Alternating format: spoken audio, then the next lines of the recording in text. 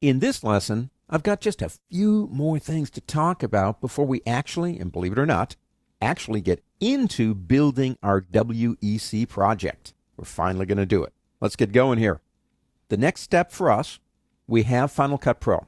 We have a basic working knowledge. We have one chapter under our belt on editing. We have our resources, and we have a general idea of where we're going.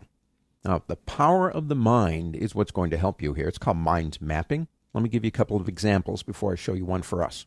Here is a mind map of the 4 seasons. And we've got winter, spring, and summer, and fall, and we have things that relate to those. That's what a mind map does for you. So spring has got weather, cool, rain, windy. Spring has got nature, flowers, baby animals, feelings, excited, fresh, new.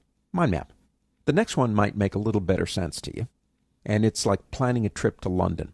So you got dates and times. You've got the dates. You have the actual flights. Before leaving, what do you want to do? While you're there, your activities and things to bring. So you sit down and you start thinking about this stuff. Now, to me, the best way to do a mind map is get out of work. My studio is actually part of my home. So that defines it as work also and not just home.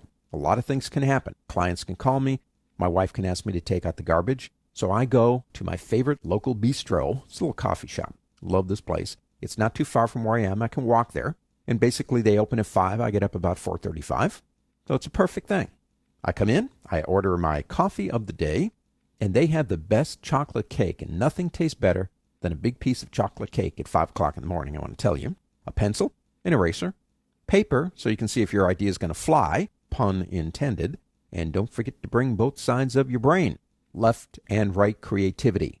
So I'm sitting there, having a cup of coffee, watching the world go by, got the phone on pause or turn it off or whatever you're going to do with that, throw it away, and I draw a circle right in the middle of the piece of paper. WEC spot. That's what we're doing. And then you just start thinking about that spot, and you go, well, it's going to be 90 seconds, and how am I going to start this thing? You know, I'm thinking of starting with silence, because silence is deafening, and maybe add a ticking clock. Final Cut Pro actually has some pretty good sound effects. I should check there for that audio. And after that, I think I'll do a city scene. I'll need some audio, maybe some jackhammers and sirens, kind of city sounds. And I'm thinking, well, you know what? How about if I take this thing in black and white and freeze frame it, cut all the sound off, and then, boom, go into color with motion? I'll give that a try. Now, I'll stop here because we could spend 15 minutes going around this thing.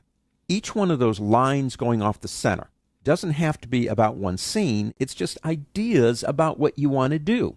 You can use a mind map to plan a backyard barbecue if you want to. It'll work for anything, and it works great for us. Now, one more thing after you got this done. You've got a piece of paper. Mine has chocolate stains on it and coffee stains, but it's a piece of gold because I've gotten the stuff out of my head. I usually do storyboarding at this point, and this is kind of mine right here.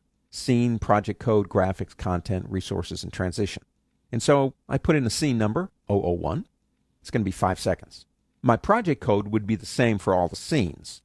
And I usually start with the date and use the year, the month, the day. The 01, this is the first project of the day, and sometimes I will start more than one project in one day. And the V1 is kind of like my first go-through on this particular project. I have a graphic on the left. Scene opens to a counter displaying the number of people living on the planet. The only sound is the ticking of a clock. Check out FCP audio effects. Background, a motion video effect on the bottom left. Those are the resources that we loaded previously. And we're going to use hard cuts for our transitions because they convey a little bit more energy. And that's about it. You put all this together. Now, do you need to do quite this much for the type of project that we're doing? Yes and no. I might not, to be honest with you. I might actually just use Final Cut Pro as my work and play around in there as I'm going. But every time I go through this process, which can take an hour or it could take 15 minutes if it's simple, I find I have a better grasp of what I'm doing and I feel more organized, and that makes me feel more creative. And if I'm more creative, I'm going to be more successful. I mean, that's what this is about to me, being successful. Anybody can learn Final Cut Pro, but not everybody is going to use it to the point of being good at it. Now, we all have our favorite directors for movies, and we have directors that we know if they're directing it, I'm probably not going to go see it because I don't like the way they direct. You're the director. We have the information we need. We are about to get into the actual project and do some on-the-job training. Let's go.